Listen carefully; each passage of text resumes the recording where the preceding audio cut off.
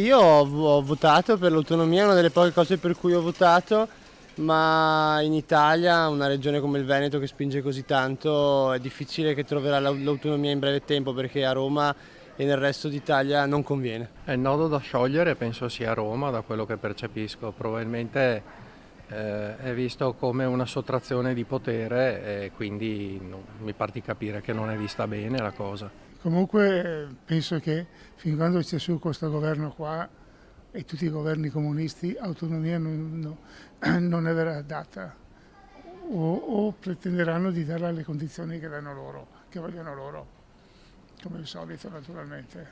C'è troppa burocrazia qua in Italia, bisogna migliorare notevolmente le cose, a mio modo di vedere naturalmente a livello personale, però secondo me in questo momento il Veneto sta facendo molto bene, Zaia ne sta dando la dimostrazione. Ci credevo relativamente, nel senso non era di sicuro uno dei miei goal elettorali in generale, penso possa esserci ancora possibilità di andare a creare una sottospecie di autonomia, bisognerà un attimino trattare e capire in che termini.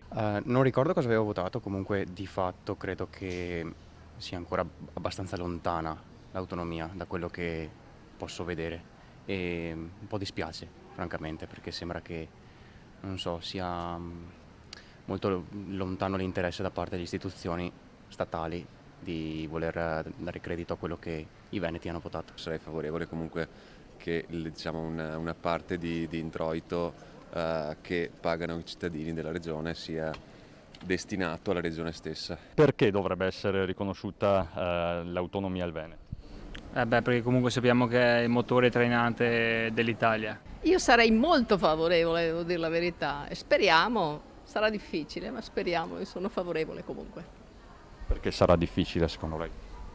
Perché ci sono interessi politici, economici, quindi chi lo sa, però siamo fiduciosi. Dai. Lei che vive in Veneto, anche se di un altro paese, sostiene l'autonomia? Sì, anche se sono qua da 17 anni e sostengo l'autonomia, sì, sono d'accordo con tutto.